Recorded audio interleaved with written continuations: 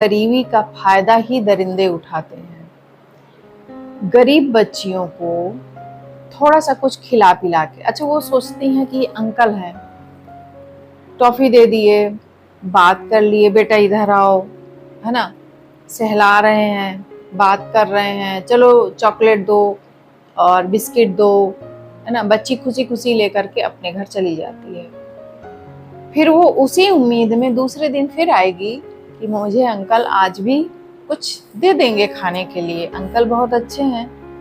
अब अंकल के मन में क्या चल रहा है वो नहीं जानते हैं, और इन केस अगर वो अपने घर में भी बताती है तो घर वाले भी नहीं जानते कि अंकल के मन में क्या चल रहा है। भाई बच्चे हैं, पहले के जमाने में गांव घर में लोग, ये आम बात थी कि हम किसी के बच्चे को टॉफी, चॉकलेट और बिस्किट दे दें।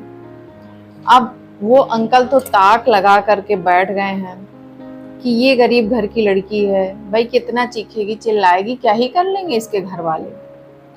अंकल तो जाल बिछा चुके हैं। अब उनको क्या है कि चॉकलेट और बिस्किट देना है, तब तक एक दो बार बीच बीच में गेस करना है कि बच्ची हमारे साथ चल देगी या नहीं चल देगी। फिर वो बोलते हैं कि अपनी माँ को तो नहीं बताया, है ना, ये कंफर्म करेंगे, किसी को बताया तो नहीं। अगर उसने बोला कि हाँ मैंने बताया था, तो मम्मी ने क्या बोला, अगर उसने बोला कि मना कर दिया है, तो वो थोड़ा फिर सोचेंगे और बोलेंगे अरे मम्मी तो तुमको लेने नहीं देती हमसे बिस्किट, हम कुछ अलग थोड़ी ना कर रहे हैं, तुम ऐसा करो कल मम्मी को मत बताना, ठीक है, अब हम तुमको कल फिर और बड़ी वाली चॉकलेट दिलाएंगे, ठीक है, अब बिटिया है, नए कपड़े दिलाएंगे। अब वो बच्ची खुश, उसकी अकल ही कितनी है भाई, वो नहीं जानती कि ये कितना सातिर आदमी मेरे सामने बैठा हुआ है।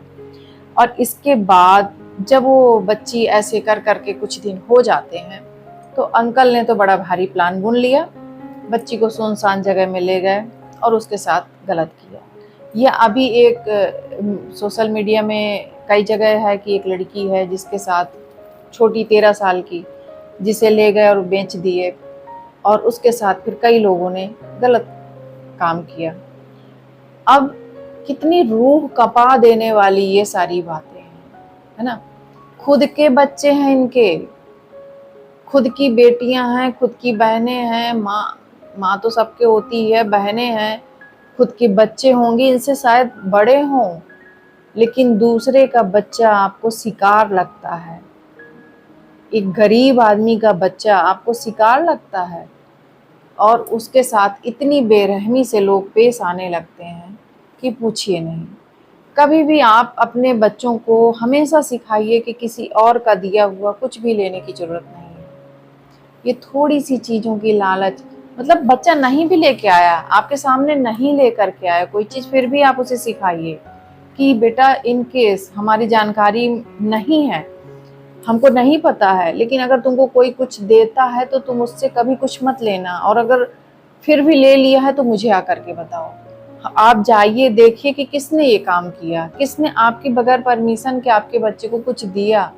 आपकी परमिशन होनी चाहिए, तब आपका बच्चा कुछ ले आपकी नज़र के सामने। और आप भी ऐसे शैतानों से सावधान रहिए, क्योंकि ये गरीबी ऐसी होती है कि हमको लगता है कि सामने वाला हमारी कुछ मदद कर रहा है, हमें नहीं आइडिया होता है कि हमारा धन, धर्म, तन, मन, धन सब लूटने आया है।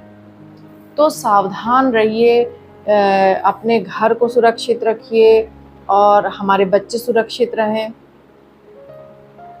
इस तरह के दरिंदों से सिर्फ हमारी जो है सावधानी ही हमारे बच्चों को सुरक्षित रख सकती है, और हमारे घर को और हमको।